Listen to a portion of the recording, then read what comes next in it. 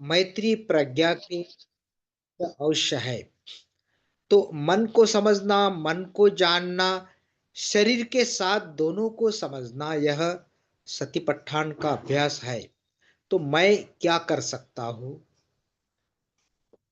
मेरी क्षमता क्या है, मैं क्या नहीं कर सकता हूँ, तो इसे जानना, इसे समझना, यह महत्वपूर्ण अभ्यास जो है इस सराव से अपने आता है। दूसरी बात यह है कि हमारे जो अन्य लोगों के साथ संबंध है, जैसे खुद के साथ जानना, खुद को समझना, काया के बाहरी भागों में, उसके साथ साथ काया के भीतरी भागों में, और दोनों भी जानना, समझना, कायगता सती का अभ्यास विकसित करते रहना। और उसके साथ जब हम काया के बाहरी भागों में कायानुपස්සना करते हैं, तो अन्य लोगों के साथ हमारे संबंध कैसे है, और अन्य लोगों के साथ किस अड़चन के कारण मैं मेरी भावनाएं विकसित नहीं कर पाता हूँ, मेरी मैत्री भावना विकसित नहीं हो रही है या हो रही है, मेरा सराव कैसा चल रहा है। तो यह समझने के लिए यह कायगता सती काया के भीतर भी बाहर भी हमें मदद करती है। और हमारी आध्यात्मिक प्रगति जो है, उसके मापने के लिए हम कौन सी अवस्था में है, हमारी मन की अवस्था कैसी है, हमारी मन की स्थिति कैसी है, बार बार उसे परखने का जो अभ्यास है, इस सतिपट्ठान से हमारे भीतर आता है। और यह महत्वपूर्ण ऐसी बात है, जीवन में सबसे महत्वपूर्ण अगर कौन सी बात है, तो सुंदर ऐसी जागृति विकसित करते रहना, जागृति के स्तर को विकसित करते रहना। ये जो इंद्रियजन्य जागृति है, जो सभी लोग जीवन जीते हैं, एक प्राणीजन्य जीवन जीने वाली अवस्था जो है, तो इंद्रियजन्य जागृति से हमारे चित्त को स्व जागृति की ओर परावर्तित करना, इसका अभ्यास, यह उद्देश्य है इस कायगता सती का। तो स्व जागृति विकसित करना, इसका मतलब ही है कि खुद को जानना, खुद को समझना, परखते रहना, बार बार उसे जानते रहना। और इस अभ्यास के द्वारा हमारा जो मन है बदलते रहना। तो हमारे मन को जब हम समझेंगे तो हम बदलने के लिए भी तैयार होंगे। मन में अगर कोई क्लेश को हम अगर समझ पाते हैं, तो हम हमें कब गुस्सा आता है, गुस्सा आने का जो क्षण है, वो जो बिंदु है जहां क्रोध उभरता है, धीरे धीरे बढ़ता है, तो पहले क्षण को समझना, उसके बढ़ती हुई अवस्थाओं को समझना और तुरंत उस पर कार्य करना, यह जागृति के अभ्यास से आता है, यह सतिपट्ठान के अभ्यास से आता है। क्योंकि अज्ञानता ही में हम अगर कोई चीजों को प्रतिक्रियाएं देते हैं, तुरंत किसी के गाली को हम भी गाली देते हैं, प्रतिक्रिया के द्वारा प्रतिक्रिया से उत्तर देते हैं, तो हम भी फंस जाते हैं अज्ञानता से।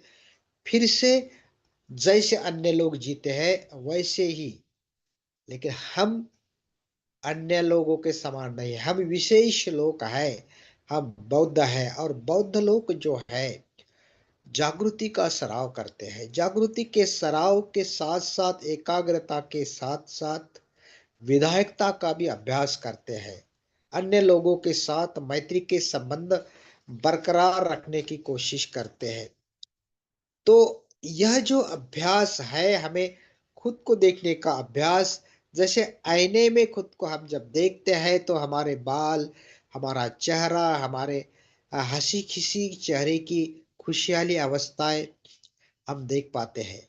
लेकिन मन के भीतर जब किसी के प्रति द्वेष रहता है, क्लेशों से युक्त मन रहता है, तो तनाव से युक्त चेहरा जो परेशानी में रहते हैं, तो हम हमारे ही चेहरे को देखकर, हमारी ही अवस्था को समझकर अगर हम उसे पहचान सके तो हम तुरंत कार्य कर सकेंगे। तो आंतरिक सच्चा धर्मांतर क्या है कि मन की यह जो अवस्था है जहाँ अज्ञानता, जहाँ क्लेश है, लोभ, द्वेष है, अकुशल मन की अवस्था है, उस अवस्था को कुशलता में तब्दील करना जितने बार वह करते रहेंगे उतना हमारा मन का धर्मांतरण होता रहेगा। जितने बार हमारे यह अप्रबुद्ध मन की अवस्था को प्रबुद्ध बनने की कोशिश हम कर सकेंगे, तो उतनी हमारी धर्मांतरण की प्रक्रिया विकसित होते रहेंगी। तो यह एक समय, एक क्षण करने वाली प्रक्रिया नहीं है, तो यह बार-बार करते रहने वाली प्रक्रिया है। जैसे शरणगमन करने की प्रक्रिया एक बार करने की नहीं है, तो वह बार-बार करने की प्रक्रिया है। बुद्धं शरणं गच्छामि की प्रक्रिया हमारा जब तक जीवन काल है, बार-बार करते रहने की प्रक्रिया है। बुद्ध का स्मरण करना है, बुद्धानुस्मृति का अभ्यास करना है।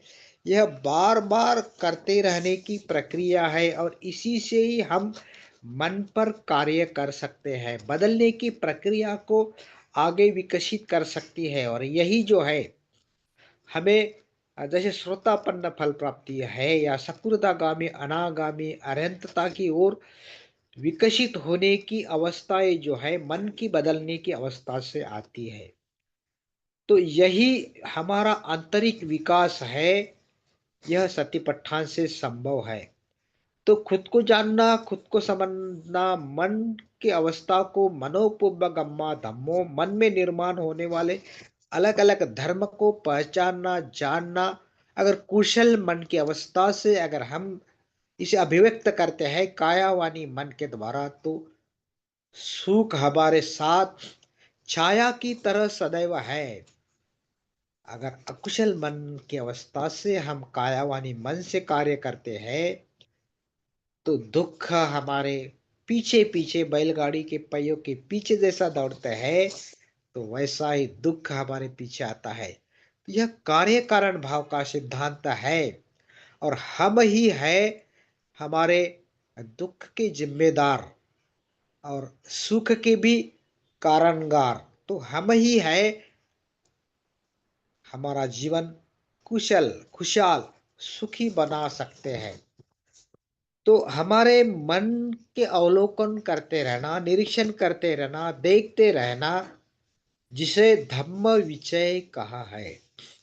धम्म का विचय करना मतलब मन में निर्माण होने वाले धम्म को जो कुशल है उसे एक तरफ करते रहना, उसे निकालते रहना, अकुशल जो है उसे निकालते रहना और कुशल है उसका विकास करते रहना, उसका संवर्धन करते रहना। और यही योगाचार परंपरा में जो भी मन की अलग-अलग अवस्थाएं बताती है, 51 जो मानसिक अवस्था के बारे में बताया है, तो अलग-अलग मानसिक अवस्थाओं को जानना, समझना, पहचानना और जानने के बाद ही उसके ऊपर कार्य करने की प्रक्रिया हमारी शुरुआत होती है।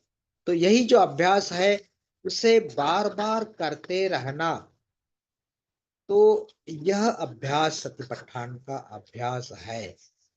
तो इसने मुझे मारा, इसने मुझे गाली दी, इसने मुझे लूट लिया, इसने मुझे बर्बाद किया, उसने मुझे ये किया, वो किया। ऐसे मन की अवस्था में अगर हम रहते हैं, अकोधेम, अजिनीम, अवहासीम, एतेच उपनयंती वेर तेसो न संपत्ति। तो हमारा मन जो है बस ऐसे ही अवस्था में अगर हम ज्यादा रहते हैं, ध्यान की अवस्था में, कुशल विचार की अवस्था में अगर हम हमारा समय नहीं व्यतीत करते, तो हम अकुशल अवस्था के कारण सदा दुख में ही रहेंगे। जब हम ध्यान करते हैं, शिविरों में जाते हैं, बुद्धानुस्मृति करते हैं, विहार में बार-बार जाते रहते हैं, कल्याण मित्रों के साथ, अच्छे मित्रों के साथ समय अगर हमारा जाता है, तो हमारी मन की अवस्था ये जो है, तो वह ऊपर उठने लगती है और मन और विषय जो है, वह एक रूप होने लगता है। विषय का मतलब मन जिसको स्पर्श करता है। अगर मन इंद्रियों के द्वारे बाह्य जगत को स्पर्श करता है, अगर बाह्य जगत के विषय जो है इंद्रिय जन्य तृष्णा आसक्ति काम छंद के अगर विषय है, तो दुख निर्माण होगा ही होगा। और यह जो विषय है धम्म के विषय है, धम्म के साथ हम इस विषय को जुड़ते हैं, धम्म के साथ मन को एक रूप करने की अगर हम कोशिश करते हैं, तो हमारा उद्देश्य और हमारा मन यह एकाग्र जितना होगा, उतने हम समाधि की अवस्था में जाएंगे। समाधि की अवस्था ही यह है कि उद्देश्य के साथ, विषयों के साथ, कुशल विषयों के साथ एक चित्तता से जुड़े रहना। चाहे हम आनापान सती का ध्यान करते हो या मेत्ता विकास का ध्यान करते हो, ब्रह्म विहार का चिंतन का ध्यान करते हो, बुद्धानुस्मृति करते हो, तो उस विषयों के साथ वेकरूप होने का जो अभ्यास है, वह सतिपट्ठान का अभ्यास है। वह कायगता सती का अभ्यास है, विपස්සना का अभ्यास है। और जितना हम इस अभ्यास को आगे बढ़ाते रहेंगे, उतने हम मुक्तता का, विमुक्ति का आनंद लेंगे। विमुक्ति की ओर जाने वाली यह प्रक्रिया है, ऊर्ध्वगामी मार्ग की ओर विकसित होने वाली यह प्रक्रिया है।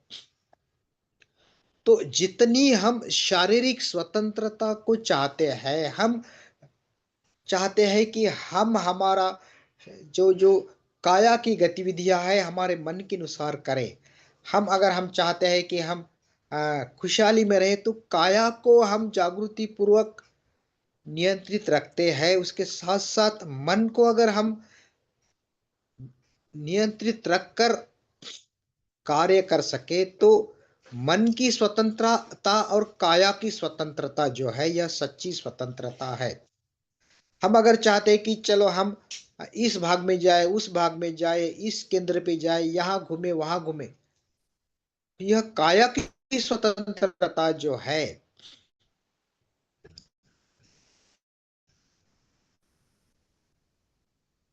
हम क्या करें, यह हम मन के साथ मन की स्वतंत्रता अगर हम उपभोग में लाते हैं, तो हम मुक्त होंगे।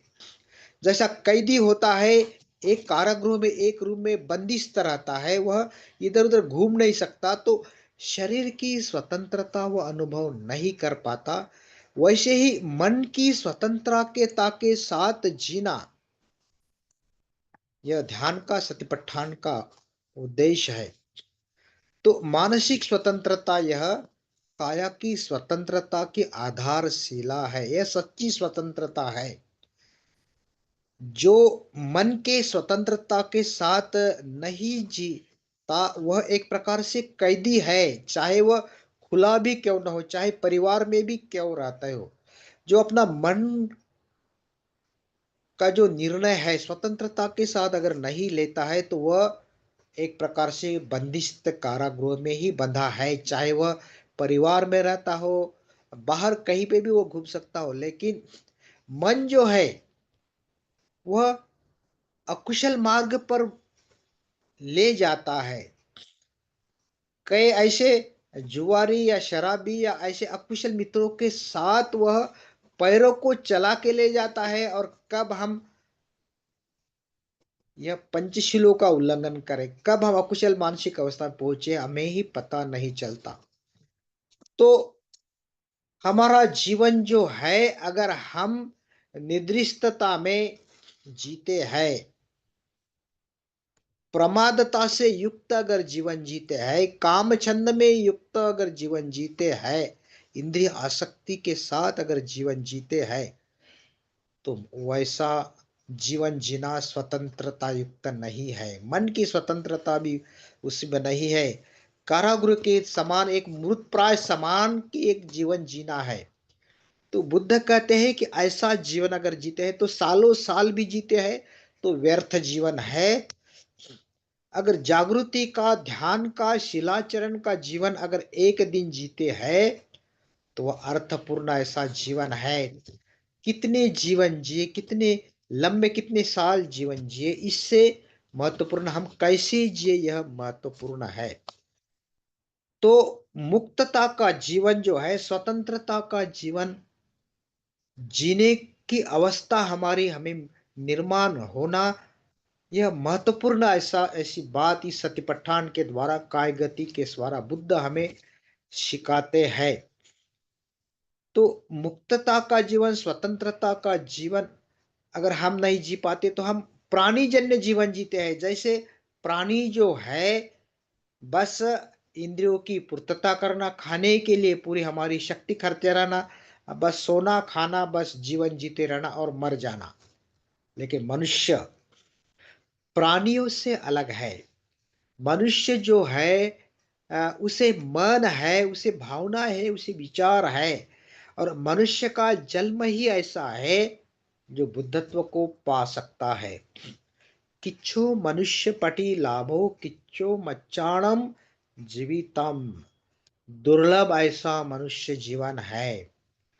हमें यह दुर्लभ जीवन मिला है। अगर इस दुर्लभ सुंदर जीवन को हम सुंदर बनाना चाहते हैं, किच्चो मच्चाणम जीवितम, एक श्रेष्ठ मनुष्य की तरह जीवन जीना चाहते हैं, तो धम्म को बार बार सुनना, धम्म को सुनने की संधि बार बार लेते रहना, चाहे कहीं भी हो, कहाँ भी हो, चाहे ऑनलाइन भी क्यों ना हो, किताबों के साथ पढ़ते रहना और प्रैक्टिकल जीवन जीते रहना। हम यह सतिपट्ठान का जो अभ्यास है, प्रैक्टिकल जीवन जीने का अभ्यास जीने की कोशिश करते हैं। तो हम ऐसा जीवन जिए जो जागृति के विकास का जीवन हो, जो ऊर्ध्वगामी मार्ग पर हमें ले जाने वाला जीवन हो, मुक्तता का, स्वतंत्रता का जीवन जीने की हमारी क्षमता विकसित होते रहे। तो यह जो स्वतंत्रता, जो स्वातंत्र की टेस्ट कहते हैं, टेस्ट ऑफ फ्रीडम, विमुक्ति का स्वाद, सही में क्या हम हमारे जीवन में ले पाते हैं? तो किच्छो धम्मान सवनम किच्छो बुद्धान उत्पातो, यह दुर्लभ ऐसी बात है स्वतंत्रता के साथ जीवन जीना, धम्म का अनुभव लेते हुए जीवन जीना, और उसके साथ साथ बुद्धानुस्मृति, बुद्ध के साथ मन में बुद्ध निर्माण करने का सराव करते रहना, यह दुर्लभ बात है, स्वतंत्रता की बात है। और इसी कारण बाबा साहब भी कहते हैं कि जो स्वतंत्रता का जीवन नहीं जीते हैं, यह प्राणी के जैसा जीवन है। जो बौद्धिक स्तर पर सजग रहकर यह जानता है कि उसके अधिकार क्या है, उसके कर्तव्य क्या है, उसे ही मैं स्वतंत्र कहता हूं, बाबा साहब कहते हैं। आगे क्या कहते हैं कि जो परिस्थिति का दास न बना हो, जो रूढ़िवादी नहीं है, जो परंपरावादी नहीं है, जिसकी विचारों की जोत जो है बुझी नहीं है, रोशनी बुझी नहीं है, उसे मैं स्वतंत्र कहता हूं।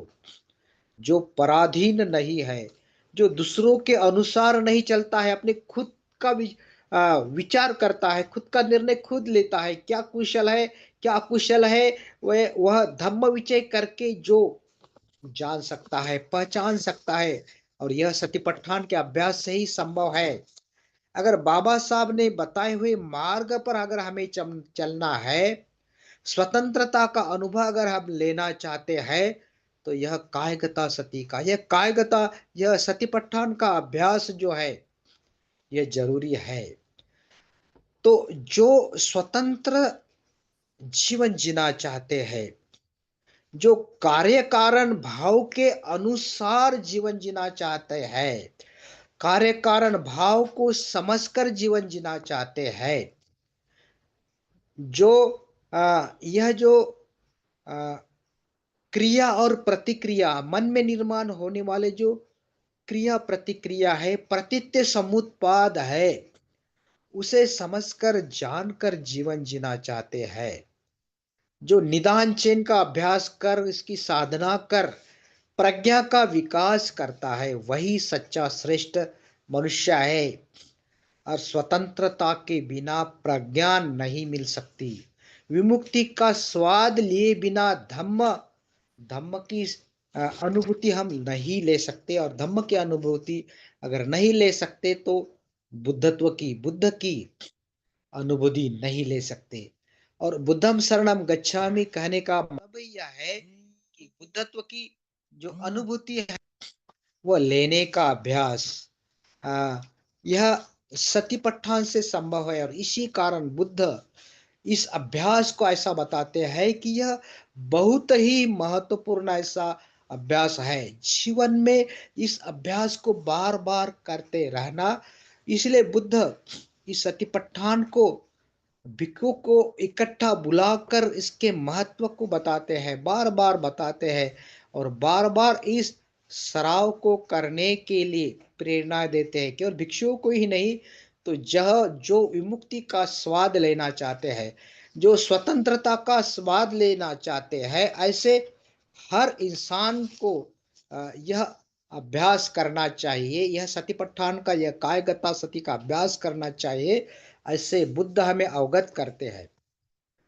तो इस अभ्यास के द्वारा मन की अवस्था, मन के सृजक मन को जानने देखने अनुभव करने की अवस्था जो है, तो सृजक मन जो है, जो केवल चित्त है, केवल चित्त जिसे कहते हैं, जिसे जो चित्त जो है आप पर भेद से परे लोकोत्तर अनुभव तक पहुंचा है, इस अवस्था, इस विशुद्ध मन की अवस्था का अनुभव करना जैसे संबोधि के अनुभव करने जैसा है। लोकोत्तर अनुभव जहाँ कोई कर्ता कर्म ध्रुवीकरण नहीं है, मैं क्या कर रहा हूं, मैं भी वहां निकल जाता है और वह कुशल कर्म करते रहता है। जो आप पर भेद को मिटाकर कुशल कर्म करते रहता है या लोगों को मदद करते रहता है, मैत्री को विकसित करता रहता है, तो इस ध्रुवीकरण की परी की अवस्था जो है, जिसे एक चित्त की अवस्था कहते, बोधि चित्त की अवस्था कहते, शून्यता की अवस्था कहते हैं, तो यह केवल चित्त तक पहुंचना, विमुक्ति का अनुभव लेना, यह सतिपट्ठान का उद्देश्य है। और दूसरा जो सापेक्ष मन है, जहां प्रतिक्रियात्मक मन और सृजक मन कार्य करता है।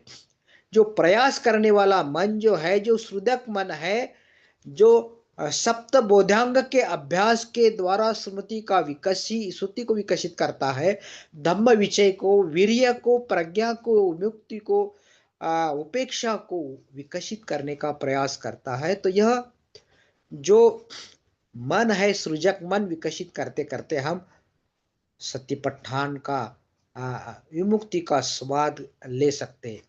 लेकिन हम हमेशा ही उस अवस्था में नहीं रह पाते, तो हमारा मन प्रतिक्रियात्मक अवस्था में रहता है, क्योंकि भवचक्र में हम ज्यादा रहते हैं, परिवार में हम ज्यादा रहते हैं, अकुशल लोगों के सहवास में हम ज्यादा रहते हैं। तो इसी कारण हमें बार बार प्रयास करना होता है, क्लेशों को दूर करने के लिए बार बार प्रयास करना होता है। हम 1 घंटा ध्यान करते हैं और हमारा जो 24 घंटे का में के 23 घंटे जो है, तो हम भाव में रहते हैं, सांस्कारिकता में रहते हैं, तो हमारे मन पर जो प्रभाव ज्यादा है प्रतिक्रियात्मक मन का ही होता है। प्रतिक्रियात्मक मन ऐसा होता है जो तुरंत बाह्य उत्तेजनाओं से प्रतिक्रियाएं देते हैं। हमें कोई भी आंखों से चीज दिखी, कानों से सुना, जिह्वा से स्वाद लिया, तो हम बार बार उसमें बहके चले जाते हैं, तृष्णा में बहके चले जाते हैं। और तृष्णा यह ऐसी तना नदी है, हम उपादान में कब चले जाते हैं पता ही नहीं जाता है, बह जाते हैं उस नदी में। तो यह जो तना है, नथी राग समो अग्नि, नथी तना समा नदी, नथी द्वेष समो कली कली, नथी खदा समा दुख, नथी शांति परम सुख। तो यह सभी क्लेशों को, तनाव से लेके द्वेष से लेके सभी 51 मानसिक अवस्था में जितने भी उपक्लेश 20 इतने जो उपक्लेश की अवस्था है, सभी पर कार्य कर कुशल मनोवासिक अवस्था को विकसित करते रहने का अभ्यास। तो यह प्रतिक्रियात्मक मन से बाहर निकलकर, भवचक्र से बाहर निकलकर सृजक मन की ओर आगे बढ़ते रहना, यही सच्चा धर्मांतरण है। यही धर्मांतरण के लिए बार बार यह साधना महत्वपूर्ण है। सृजक मन की ओर जाने के लिए प्रतिक्रिया से बाहर निकलकर सृजक मन की ओर प्रयास करते रहना। और इसके लिए यह साधना जो है, यह ध्यान जो है, हमें मदद करता है। जब सृजक मन के साथ हम रहते हैं, जब हम कुशल मानसिक अवस्था में रहते हैं, जब हम शुद्ध भूमि में रहते हैं, जब हम ऐसे भूमि में रहते हैं जहाँ सभी कुशलताएं हो, हम कल्याण मित्रता हो या धम्म के साथ जब रहते हैं, तो हम चाहे बाहरी परिस्थिति कितनी भी धम्म के लिए विरुद्ध हो, लेकिन हम वहाँ सृजक मन निर्माण करते हैं। जहाँ कितने भी कठिनाइयाँ, कितने भी रेगिस्तान के जैसी अवस्थाएं है, लेकिन वहाँ पे सुंदर नंदन वन निर्माण करते हैं, फूलों का बगीचा निर्माण करते हैं। कब? जब हमारा मन जो है सृजकता के का साथ कार्य करेंगे।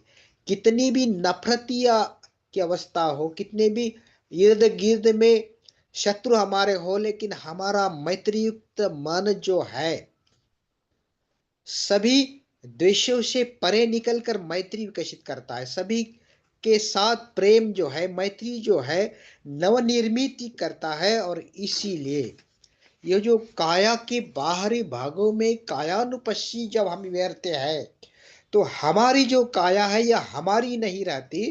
तो केवल यह काया है, यह शून्य से हमने उधार ली है, और मृत्यु के बाद इस शून्य में ही हमें वापस करना है। और हमारे जैसे ही सभी जो अलग अलग सत्व है, उनकी भी काया वैसी ही है